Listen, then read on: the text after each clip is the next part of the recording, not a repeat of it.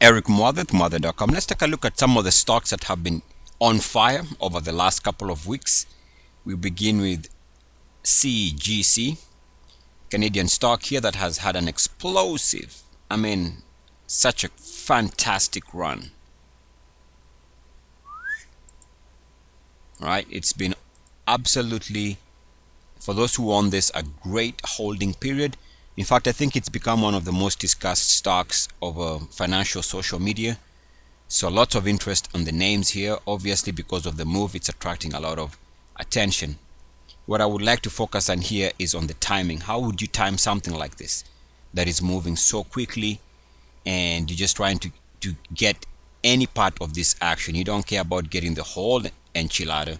You just want to get a piece, maybe a piece from here to here, or this something from here to here, right? You just want to get a piece of this action if possible. How would you go about doing that? Now, of course, the first thing we have to do is set the stage for what we are looking for.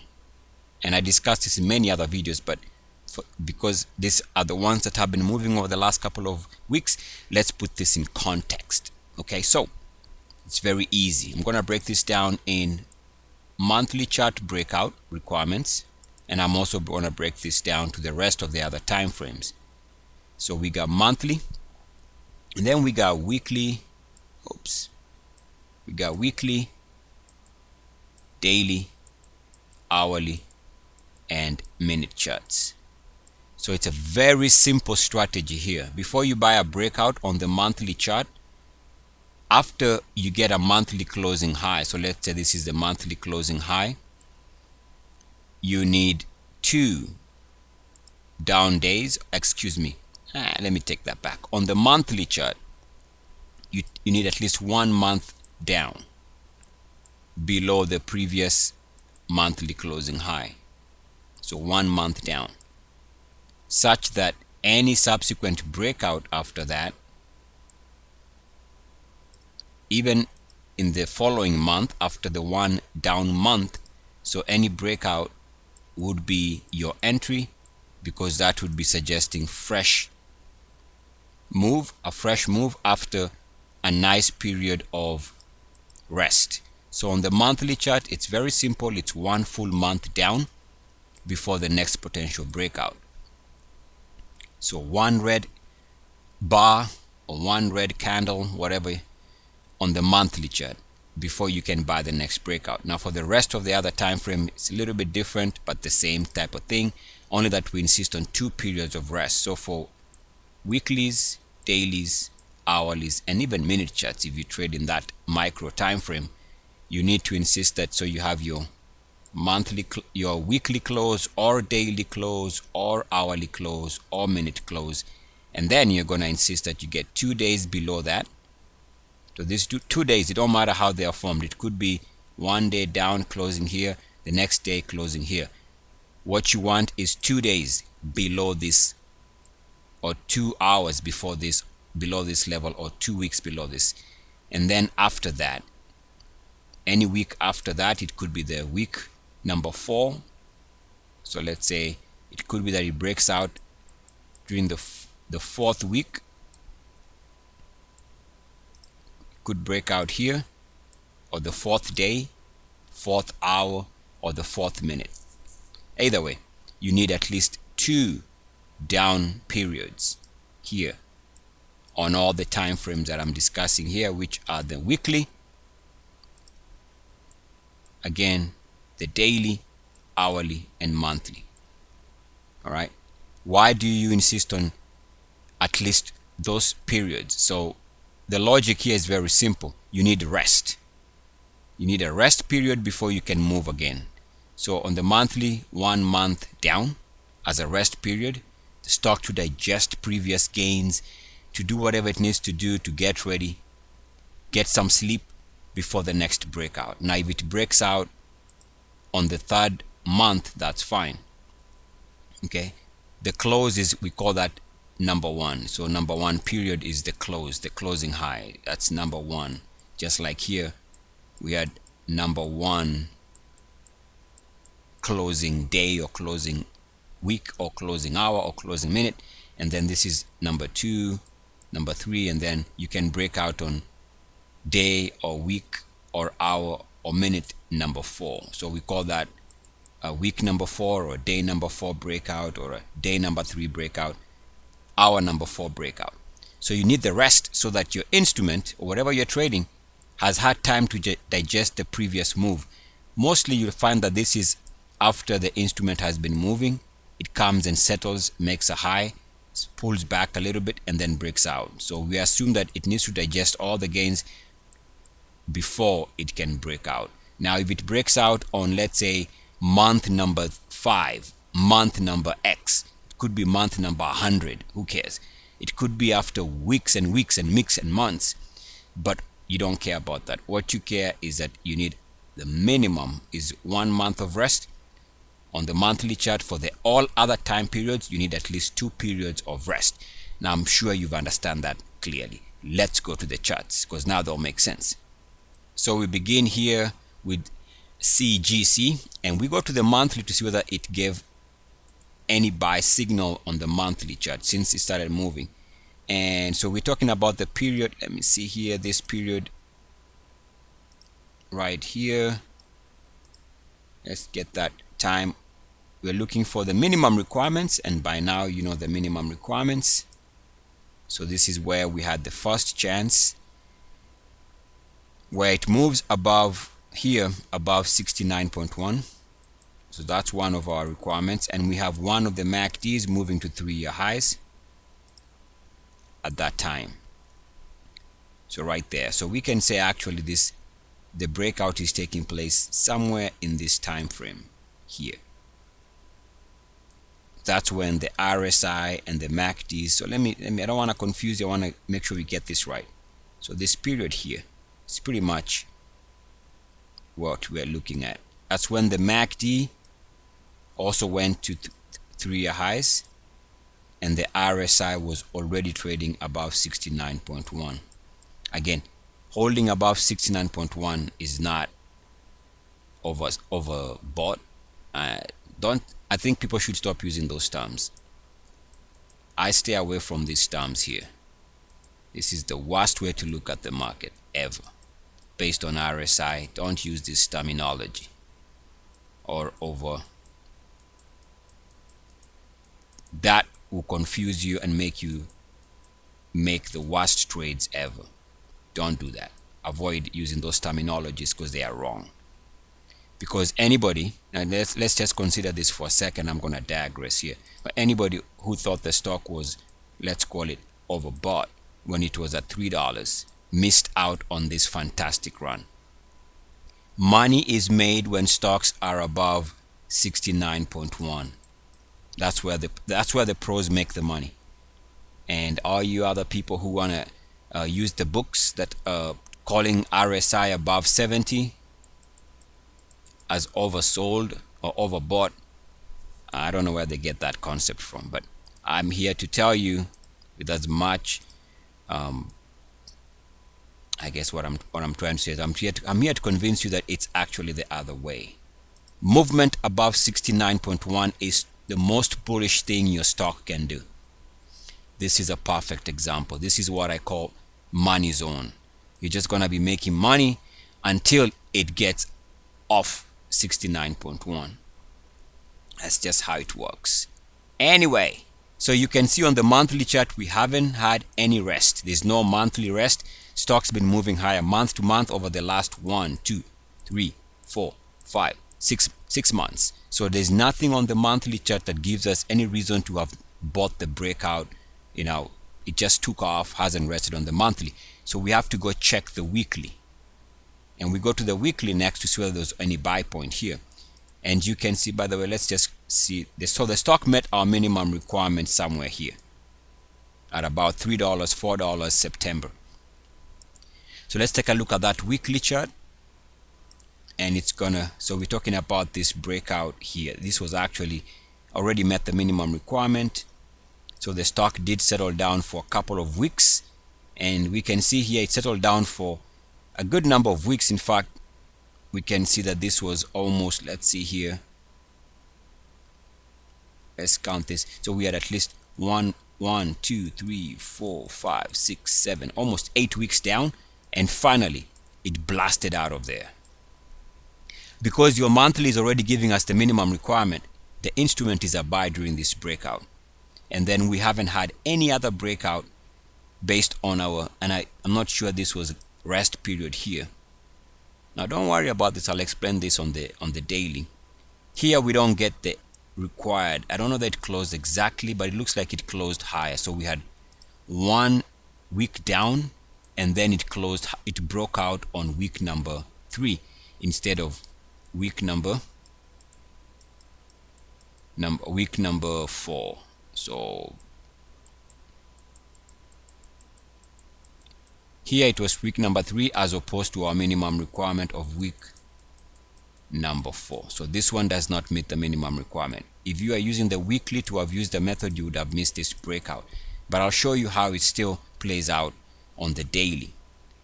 Okay, take a look at the daily, because the daily does meet the minimum requirement. We're talking about this period here. In fact, let's take a look at a closer view, go to a 6 months view so we can appreciate this a little bit better. So maybe 3 months. Yeah, 3 months works. Let me adjust this here. All right, so we're talking about, I'll take a look at the couple breakouts here. Of course, there's this breakout here on the daily.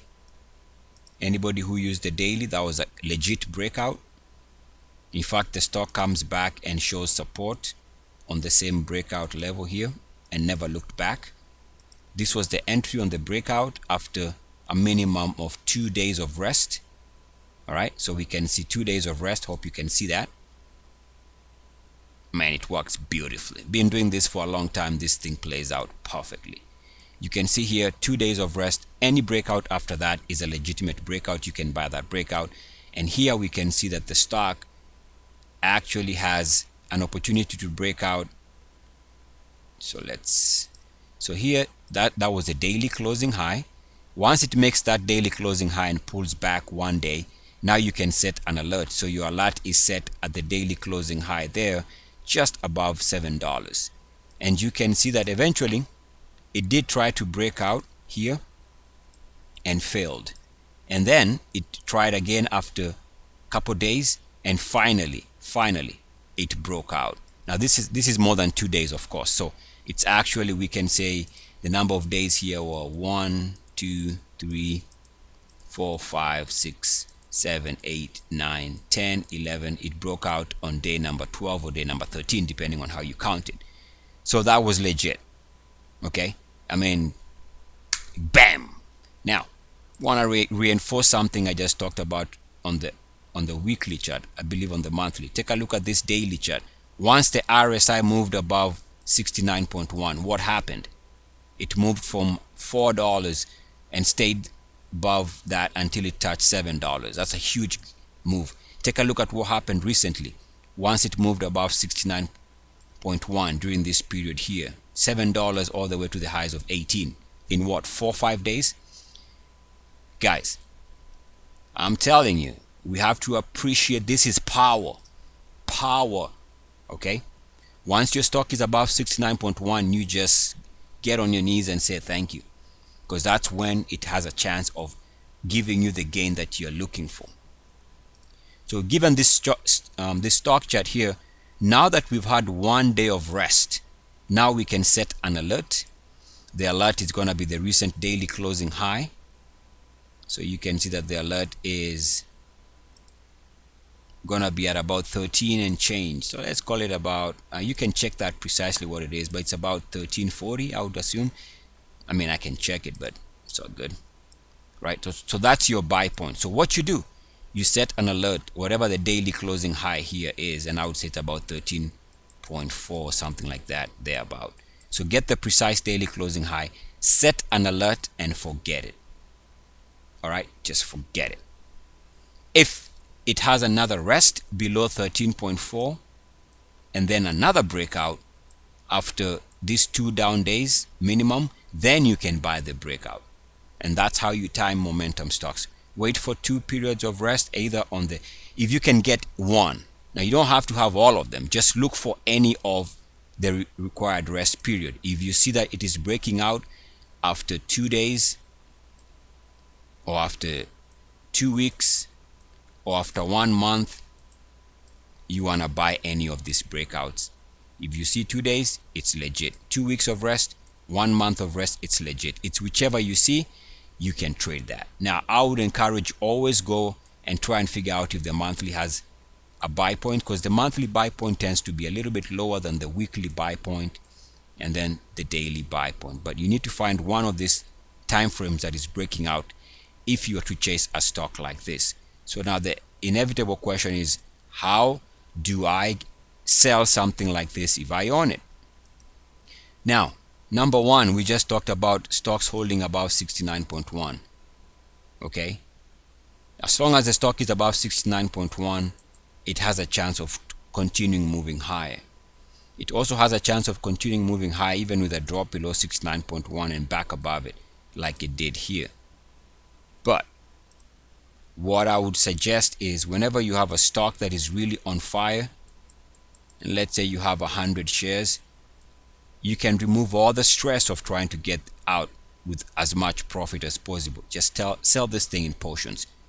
Sell 20 shares, right? Now you have 80. Sell 20 here. In theory, wait if it moves again, sell another 20. Now you have 60, right? You got minus 20. Now you got 60 shares. Moves again, you can sell 30. Remember, you're not gonna get it right. There's no such thing. There's no such thing as somebody waited all last couple of weeks just to sell there, and they were the ones who got out last. There's no such thing. Now, if it happens, it happened to you once. You might be your lucky day, your birthday, or something like that, right? But let's be honest, it's not gonna happen. So to reduce the stress, if you are riding this thing, you can set a trailing stop, or you can trail it. You need to set a trailing stop. Okay, let it run, and at the same time, you want to make sure you're selling out in portions. If you feel that this was extended at the time, sell something. I don't care. Sell 10 shares if you had 100. Sell 10% of your position. Sell 33% of your position. Sell more as it continues moving higher. Because what happens, and if you've never done this, at first there's a resistance mentally to do it, because you're like, no, I wanna sell all my position here.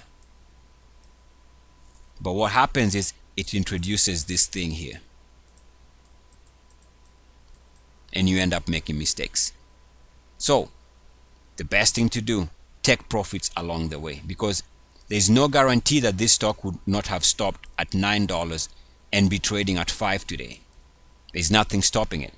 So the fact that you got this explosive move, it's lucky. So you keep selling. If the market gives, sell some more. If you end up selling all your position here, and you made what, 80% in a couple of days, I mean, what's the argument? There's no need to argue about profit taking. Just don't put too much stress. The stress comes in by trying to buy in one bulk trade and get out in one bulk trade. You want your entry, you always want your entry to be in portions. At first, you're going to resist this because you're going to see that you're going to be spending a lot of money on commission. But you want to buy in portions. If you wanted 100 shares of an instrument, buy 33 shares first, and then 40, and then get filled out with the rest, right? 27 after that. But you've been filled, so the stocks never trade in one line. They go up and down. So you'll get filled along here. You'll get a good average. Now you own the stock, you can set a stop, right? You can set a stop. So even your stop, let's say you wanted to get out at 5%. So you don't have to put the entire 100 shares at 5% stop, okay? What you can do is you can say, I'm going to get stopped out at 3% for 50% of the shares, and the other 50% of the shares, I'm going to be stopped out at 7%. Remember, there's no hard science here. You're just trying to protect your capital. But what happens is you give yourself, there's no stress. If it gets stopped out here, you might not get stopped out here. If you get stopped out in both portions, your average is about 4%, 5%. Still the same thing, right? So the idea that I'm trying to reinforce here is sell in portions. So your job is to figure out how much you're going to sell here, here, here, here. Or guess what? Maybe you waited too long, you might have to sell it here. But that's such is life. But as long as you're dealing with when to take profits, that's a good argument, okay? Don't worry about it. Keep in mind, somebody bought this thing here thinking it was going to go to 22. Now they are upside down almost 50%. So if your situation is such that you just want to get out with some profit, that's a good problem to have. My suggestion is get out in portions. You don't have to get out in the entire position, but you can sell 10% of your position, 30%, 50%, whatever, and let the other position do its thing. Now eventually we are going to start looking at how to time some of these moves. Of course, these are risky trades. Explosive stocks also have inherent risk. There's nothing stopping this stock, which was trading at $18, nothing stopping it from retracing back to 5. I mean, it was trading around $5 here, middle of October, less than a month ago. There's nothing in the world stopping it from trading here or here or here. It can go anywhere. But what I'd like to touch on here for a minute is there are ways of calculating visually where you can take up a bet that the stock could come back and find support. But this is not the reason for this video. This video was more on the breakout perspective. But quickly here we can see that this is the breakout that began this explosion. Ever since then, the stock has gone on an explosive run. So we see this is the RSI breakout short term. So we draw a line from there, and every time we have uniform activity below the green line, which so happens to be around RSI 50 level, we can consider that a re-entry. Here we go below it with uniform action. How do we know it's uniform? Because we can draw a line between this drop right there. You can see that it's almost mirror image. This side mirrors the other side. Let me do that again. What I'm trying to say here is this side, you can cut that in half. You can see they mirror each other. And what I mean by that is I just split them in two, and they're pretty much on average, of course not 100%, but close to it. This side mirrors this side. So that's uniform action. Remember, our line comes from here, and that line also was generated by this movement. Let me use the right color so I don't confuse. By this RSI, slight RSI breakout here that began this move. So again, we see that it came here and tagged the 50 level and the green line, which is this re-entry.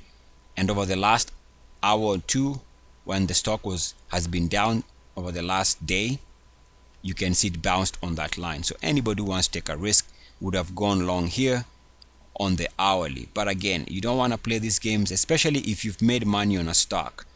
The one thing I'd like to caution, if you are part of the lucky people who are part of this trade, don't try and make money on the way down. All right, what I'm trying to say, once you make money on an instrument X, any instrument, once you make money on the instrument, it's best to stay away from it. Don't short it, don't buy it again, let it be. Because what happens is the same instrument that made you money is gonna take your money. So I would say the best thing to do is, once you have a nice gain in a stock, ETF, options, I don't care, stay away from it for a couple of weeks, couple of months. Because if you think that you're just gonna keep milking that instrument, trust me, I see this all the time. The same, and I'm sure you've seen it yourself. The same instrument that giveth will taketh. And so it really messes you up psychologically, because you're like, what the you know what I mean? So if you want to keep your peace of mind and avoid the stress, it's good to avoid losing money in an instrument after you've gained a lot of money on the same instrument. So stay away from them. So I would caution anybody who has been part of this nice move to try and short this stock. or try and buy it on the rebound. Forget about it. Move on. Oh, and while I was rambling, I noticed there was another line, trend line. If I draw it like that, it connects the lows in RSI, double bottom here, close to there. It goes through this with uniform action, close to that, and now over the last 2 trading hours, it's tagged that. So we got 2 lines coming in support there, the 50 level and also this level here. The 50 level and the green line, the blue line, they're all showing that the stock is finding support. So anybody who's very aggressive could have used that as an entry, but remember, this is hour to hour, it could change, so the risk is there. Why chase it? Now you might have noticed that I drew this line through this period here. Whenever you're drawing trend lines, and I'll touch on this in a subsequent study videos, but we can draw through uniform action. Why? So let's say this is a trend line, and I shouldn't have began that topic, but oh well. You can draw, so this is RSI action. You can draw something through this period here. So this period here, you can draw it through that hump. Hold on, let me get so you can draw it through here. Why? Because it's uniform action, and especially if drawing it through uniform action touches these periods here nicely. As you can see, by drawing this line through uniform action, it tags many lows along the path. And now here, if I had drawn it differently, let me explain this. If I draw it connecting the actual lows, then that's the line I get. You see what I'm saying? So by understanding that you can draw through uniform action, any type of uniform action, it could be that uniform action is a dome, or is triple top, or it is a double top, or it looks something like a sharp inverted V, or whatever type of uniform action. Remember, it's the same way for, doesn't matter, whenever you're playing with uniform activity, it can be for buy signals, it could be for sell signals, but uniform activity is uniform activity. So I should not have started on that topic because this is not the subject in this video, but just I drew that just to explain myself. The reason why is because I am assuming this is uniform action below the line, back above it again. Why? Because I can draw a line right there to split those two, and it looks like there is equal distance on this side to this side. Anyway, that is for another day, another period.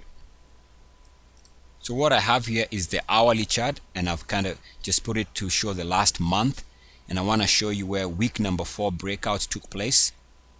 So let's just show you so we can save time. Hour number 4, excuse me. It's an hourly chart, so we're looking for hour number 4 breakout. The most recent breakout is here. So anybody who was timing this hour to hour was just so desperate to own this, could have watched the hourly chart for this breakout there. There was another breakout here after exactly 2 hours of rest, and then a breakout that was also a legit breakout. And then there was also another breakout here after 2 hours of rest, the most recent breakout that moved the stock from about 1350, 1360 all the way to the highs of 18. So those were the most recent hour to hour breakouts. So if you cannot find your buy point on the monthly, go to the next time frame, check the weekly. If you can get a buy point and you still want to chase, check the daily. If there's no buy point on the daily, check the hourly, and that's how you do it. So on and on, go to the smaller time frame. At some point you're going to get rest period. Here on the monthly, remember 1 month of rest, 2 weeks of rest is needed for the weekly, 2 days of rest for the daily, 2 hours of rest minimum for the hourly. And that's all she wrote, or he said. Yeah. All right, I thought I was going to check the other stocks, but I think I'll continue this in part 2. So here's one of the stocks I'll discuss as soon as I get some time. OGI. I'll also discuss briefly MT in follow-up video to this one. and also a APH. Let me update that. It's another one I intend on discussing. And the other stock I was going to touch on is TWMJF. Now, one thing you might notice with all this stock, they come from the same sector, same theme. Keep in mind, 75% of any stock's move is based on general market direction. All right. 15% of any instrument's move is based on sector. You can call it a sector. Sometimes it's not even a sector, it's a small theme. So it could be a theme, and here the theme here is how do I say this? So in this particular instant, we are seeing the group pretty much based on the same theme that are moving. So usually it makes sense whenever you see one start moving, then the others might follow. And like in this particular example, we see that they're all moving. That's just what happens. That's how Wall Street trades. They just chase momentum wherever they can find it. So that's pretty much what's going on here. People chasing the next hit, rolling down the street, smoking, sipping on, because they got 5 on it. Messing with the Indo weed, they got 5 on it. Anyway, I'm just having some fun. So anyway, so what we see here is a good lesson that when stocks are moving, they tend to move as a group, and it's good practice whenever you see something moving, just to make sure that you've checked the sector, check the theme, research to see what could be moving in step with it, because they just tend to move together. It's how Wall Street trades. Everybody's trying to look for what's moving. So your job is to make sure you understand what themes are hot, because some of these themes can go on for weeks, some can go on for months, some can go on for years. So it's our job to know what's hot, what sector, what theme, and also to understand what the general market is doing. Remember, about 75% of most of a stock's direction is going to be based on the general market direction. Otherwise, be on the lookout for part 2 of this video as we try and explain how to chase some of these momentum stocks. Eric Muather with Muather.com. As always, good luck, peace, and blessings. ERCS.